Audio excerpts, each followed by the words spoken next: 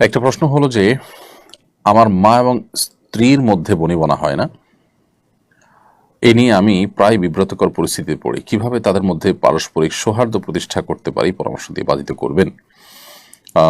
প্রিয় দর্শক, মা এবং স্ত্রীর মধ্যে যখন বনিবনা হয় না, তখন আসলে ছেলেদের জন্য, স্বামীর জন্য, স্বামী হিসাবে ছেলেদের জন্য অনেক কঠিন পরিস্থিতির মুখোমুখি হতে হয়। অনেকটা পাটা পুতুর ঘষাঘষিতে যেরকম মরিচ বা অন্যান্য জিনিসপত্র যেগুলো আমরা বেঁটে থাকি সেগুলোর অবস্থা যেরকম কাহিল থাকে, ঠিক একই রকম অবস্থা ছেলেদের হয়ে থাকে। তো এরকম পরিস্থিতিতে আমরা সবসময় বলি যে উভয় পক্ষের হক এবং অধিকারগুলোর সর্বাগ্রে আমাদের জানা কর্তব্য। স্ত্রীর হক কি, মায়ের হক কি, সেটা আমাদের জানতে হবে। একজনের দিকে আমি টানতে গিয়ে যদি অন্যজনের প্রতি অবিচার হয়, অন্যজনের হক যদি নষ্ট হয়, তাহলে সেটা ভুল হবে এবং সঠিক কাজ হবে না। তো এই জন্য সবার হক এবং সবার প্রাপ্যগুলো আমাদেরকে আগে ভালো করে জানতে হবে। দ্বিতীয়ত যে কাজটি করতে হবে তা হলো মা এবং স্ত্রী উভয়ের কাছেই যথাসম্ভব চেষ্টা করতে হবে তাদের পারস্পরিক বনিবনা না হওয়ার বিষয়গুলোকে সমন্বয় করার চেষ্টা করতে হবে এবং মায়ের কাছে স্ত্রীর, স্ত্রীর কাছে মায়ের হয়ে লড়াই করার প্রবণতা এটা দেখানো যাবে না। বিশেষ করে অনেকে আছেন যে স্ত্রীর কাছে গিয়ে যখন তিনি স্ত্রী মায়ের ব্যাপারে কিছু বলেন, তখন মায়ের হয়ে স্ত্রীর সাথে লড়াই করেন, আবার মায়ের কাছে যখন যান তখন স্ত্রীর হয়ে মায়ের কাছে লড়াই করেন। উভয়ের কাছে তখন তিনি খারাপ হন। বরং যথাসম্ভব তাদের কথাগুলো শুনতে হবে, মনোযোগ দিয়ে আমলও নিতে হবে এবং যদি তারা কোনো ভুল ধারণার মধ্যে থাকে একজন অপরজনের প্রতি, তাহলে সেটাকে খুব বিনয়ের সাথে সম্ভব হলে বোঝানোর চেষ্টা করতে হবে। আর যদি মনে হয় যে বোঝালে হিতে বিপরীত হবে, তাহলে চুপচাপ থেকে প্রয়োজনে কোনো রকম সায় দিয়ে অন্য কাউকে দিয়ে বোঝানোর চেষ্টা করতে হবে। কিন্তু এর মানে এই না যে কোনো জুলুম হলে, অবিচার হলে আপনি নির্বিকার থাকবেন, কিন্তু যথাসম্ভব এই ক্ষেত্রে ব্যালেন্স করার চেষ্টা আমাদের করতে হবে। এবং এটা করতে যদি আমরা ভুল করি, তাহলে সেক্ষেত্রে এর জন্য আমাদেরকে অনেক মূল্য দিতে হতে পারে। এরপরে প্রশ্ন দেখতে পাচ্ছি, 10ই মুহররমের ফজিলতের সঙ্গে কারবালার সম্পর্ক কতটুকু? এদিনের করণীয় বর্জনের সম্পর্কে জানাবেন। আসন্ন বুধবার 17ই জিলহজ ইনশাআল্লাহ এবছর আশুরা, এবং আশুরার এই দিনে আমরা জানি প্রিয় নবী সাল্লাল্লাহু আলাইহি সাল্লাম বলেছেন যে মুসা আলাইহিস সালামকে আল্লাহ রাব্বুল আলামিন ফেরাউনের বিপরীতে আল্লাহ তাআলা বিজয় দিয়েছেন তাকে এবং বনী ইসরাঈলকে। তো এই নেয়ামতের শুকরিয়া স্বরূপ তিনি সিয়াম পালন করেছেন। এই মুহররমের 10 তারিখ বা আশুরা মূলত মুসা আলাইহিস সালামের বিজয়ের দিন হলেও, আনন্দের দিন হলেও, এই দিনে একই দিনে নবী করিম সাল্লাল্লাহু আলাইহি ওয়াসাল্লাম প্রিয় দৌহিত্র হুসাইন রাদিয়াল্লাহু তাআলা আনহু নির্মমভাবে কারবালার প্রান্তরে শাহাদাত বরণ করেন সপরিবারে। তো একটি বিজয়ের দিনে একটি দুঃখের এবং বেদনার ঘটনাও ঘটেছে, যার কারণে আমাদের জন্য একটা মিশ্রিত অনুভূতির একটি দিনে পরিণত হয়েছে। একদিকে মুসা আলাইহিস সালামের বিজয়, অপরদিকে হুসাইন রাদিয়াল্লাহু তাআলা আনহু সপরিবারে শাহাদত। তো এই কারণে 10ই মুহররমের যে মূল তাৎপর্যের দিক, এটি মুসা আলাইহিস সালামের বিজয়ের যে দিবস, সেটি কোনোভাবে ম্লান হয়ে যাবে না বা হারিয়ে যাবে না, কারণ এটি হাদিস দ্বারা প্রমাণিত এবং নবী সাল্লাল্লাহু আলাইহি সাল্লাম সেটিকে আমল করেছেন, উদযাপন করেছেন সিয়াম পালন করার মাধ্যমে। অতএব কারবালা ঘটনার কারণে সেটাকে আমরা ভুলে যাওয়াটা ভুল হবে। তবে হ্যাঁ, একই দিনে কারবালার ঘটনা ঘটেছে, সেজন্য 10ই মুহররমের এই দিনটি, আসলে দিনটিতে আমাদের কারবালার ঘটনার কথাও স্মরণ হয়, শাহাদাতের কথাও স্মরণ হয়। সম্পর্কে এটুকুই যে একই দিনে কারবালা ঘটনাটিও ঘটেছে, হুসাইন শাহাদাতের ঘটনাও 10ই মুহররম ঘটেছে। তবে এই দিনে করণীয় এবং বর্জনীয় সম্পর্কে আমরা বলবো যে এই দিন উপলক্ষে সিয়াম পালন করা, দুটি সিয়াম পালন করা, আশুরার দিনের পাশাপাশি তার আগের দিন অথবা পরের দিন 9, 10 অথবা 10-11 এভাবে সিয়াম পালন করাটা হলো সুন্নাহ। এর বাইরে 10ই মুহররম বা আশুরা উপলক্ষে বিশেষ কোনো করণীয় নেই। আমরা অনেকে এই দিন উপলক্ষে নানা করণীয়, নানা বর্জনীয় কথা বলি, বা কি করণীয় হাদিস আলোকে একেবারে স্পেসিফিকলি যদি আমরা বলতে চাই, তাহলে এটাই হলো এই দিনের একমাত্র করণীয় এবং বর্জনীয় এবং লক্ষণীয় বিষয়। এরপরে মোহাম্মদ আব্দুর রহমান লিখেছেন, আমি একটি রেস্টুরেন্টে চাকরি করি। এখানে হালাল হারাম দুই রকমের খাবারই বিক্রি হয়। আমার উপার্জন কি হালাল হচ্ছে? যদি কোনো রেস্টুরেন্টে হালাল হারাম দুই রকমেরই উপার্জন করার অপশন খোলা থাকে, তাহলে সেক্ষেত্রে আমরা চেষ্টা করব যথাসম্ভব এ ধরনের রেস্টুরেন্টের চাকরি না করার। বিশেষ করে আমাদের যে সমস্ত বন্ধুরা, যে সমস্ত ভাইরা বাইরে থাকেন, পশ্চিমা দুনিয়াতে থাকেন, ইউরোপ, আমেরিকা ইত্যাদিতে থাকেন, তাদের অনেকেই কিন্তু আমি জানি যে এ ধরনের পরিস্থিতির মুখোমুখি। অর্থাৎ তারা সেখানে রেস্টুরেন্টের চাকরির অফারই বেশি পেয়ে থাকেন, রেস্টুরেন্টের চাকরির অপশন বেশি থাকে। তো এইরকম জায়গাতে দুঃখিত, এরকম জায়গাতে যে হালাল হারাম মিশ্রণ থাকে এবং হারাম খাবার ইত্যাদি সার্ভ করার আগে সেখানে চাকরি আমরা অনেকে করে থাকি। তো আসলে এই জায়গায় চাকরি করা জায়েজ নয়। আপনি একজন মুসলিম হিসাবে আপনার দিনদারিতা, আপনার আল্লাহ ভীরুতা, আল্লাহর আদেশ নিষেধগুলো পালন হচ্ছে কি হচ্ছে না, এগুলো করতে পারছেন কি পারছেন না, এটা হলো আপনার জীবনের সবচেয়ে গুরুত্বপূর্ণ বিষয়।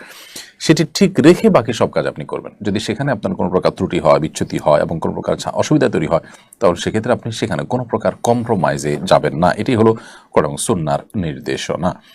অতএব এই বিষয়টিতে আমাদের খুব সিরিয়াসলি খেয়াল রাখতে হবে। আল্লাহ আমাদেরকে তৌফিক দান করুন।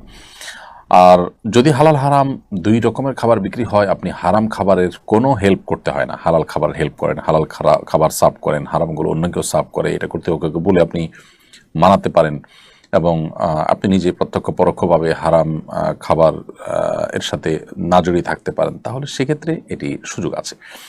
যদি আপনি এমন কোনো কাজ করেন সেখানে যে কাজে আসলে কোনো হারাম খাবারের সার্ভ করা বা তার আগায় দেওয়া বা রান্না করা বা ধোয়া বা কোনোভাবে সেটার সাথে জড়িত হওয়ার ব্যাপার না থাকে, তাহলে সেক্ষেত্রে আপনার চাকরি জায়েজ হতে পারে।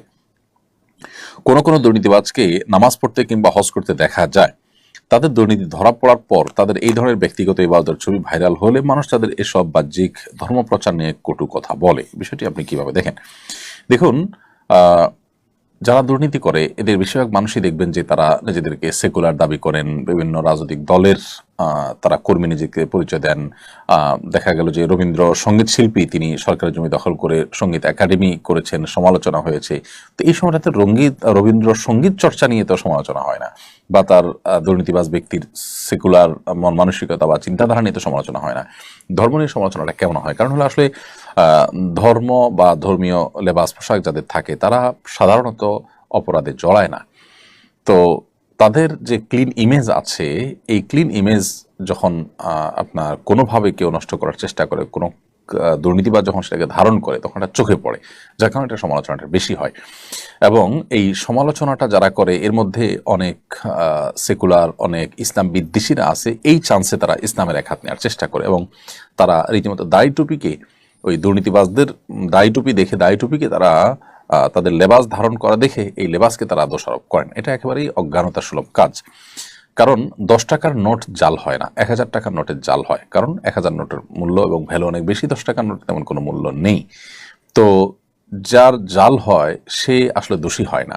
1000 টাকার নোটে কোনো দোষ থাকে না, বরং যে জাল করে দোষটা তারই হয়ে থাকে।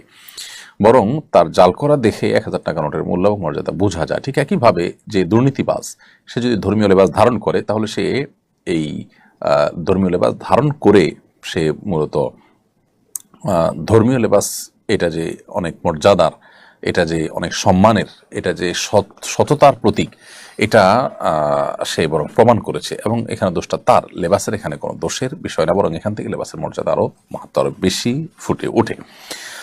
আমার মা এবং আমার স্ত্রীর মধ্যে, আপনার প্রশ্ন উত্তর দিয়েছি।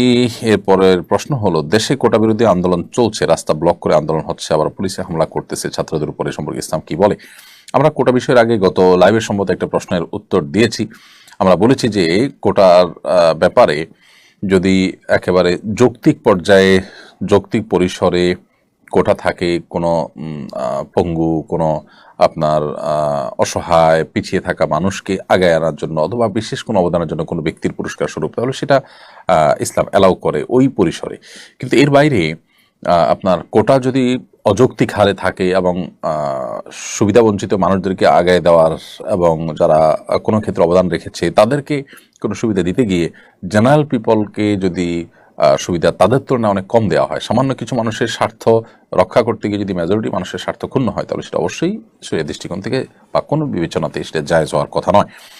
সো এই বিষয়টা নির্ভর করে যে আসলে রেশিওটা কি থাকছে, যৌক্তিক থাকছে নাকি অযৌক্তিক থাকতে, বাকি মূল বিষয়টা নিষিদ্ধ নয়, এটি মৌলিকভাবে কোনো অপরাধ নয়। মেয়েদের কোটা বিষয়ে আমরা বলেছি বিভিন্ন সময় যে মেয়েদের আল্লাহ রাব্বুল আলামিন সৃষ্টি করেছেন, তারা একটা সংসারের আভ্যন্তরীণ দিকগুলো দেখবেন, আল্লাহ তাআলা তাদের শারীরিক কাঠামোটা তৈরি করেছেন সেভাবে।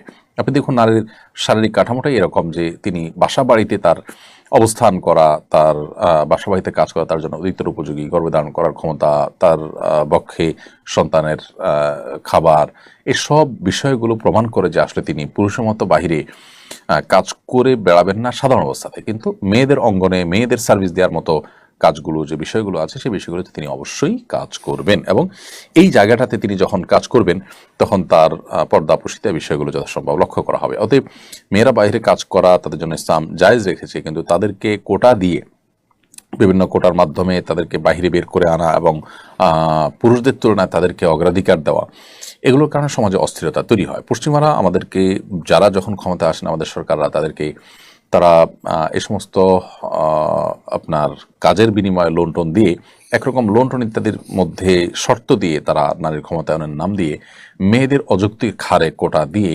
পুরুষদের কাজের পথগুলোকে তারা বন্ধ করে দিচ্ছেন।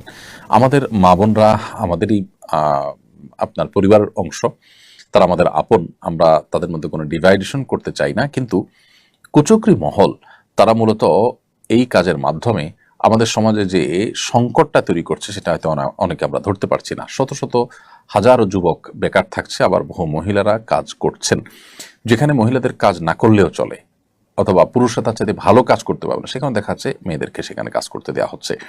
তো এই বিষয়গুলোর কারণে পুরুষদের মধ্যে বেকারত্ব তৈরি হচ্ছে, যার ফলে সন্ত্রাস, চাঁদাবাজি, মাদক এগুলোর পরিমাণ বেড়ে যাচ্ছে। যার কারণে এগুলোকে নিয়ন্ত্রণ করতে হলে এই অযৌক্তিক হারে যে কোটার আপনার বন্টন রয়েছে বা কোটা রয়েছে সেটিকে অবশ্যই সংশোধন বা সংস্কার করা প্রয়োজন আছে। বিশেষ করে আমি স্পেসিফিকলি এই জায়গাটায় বললাম, নার্সিং পেশা সারা পৃথিবীতে মেয়েদের অগ্রাধিকার দেওয়া হয়।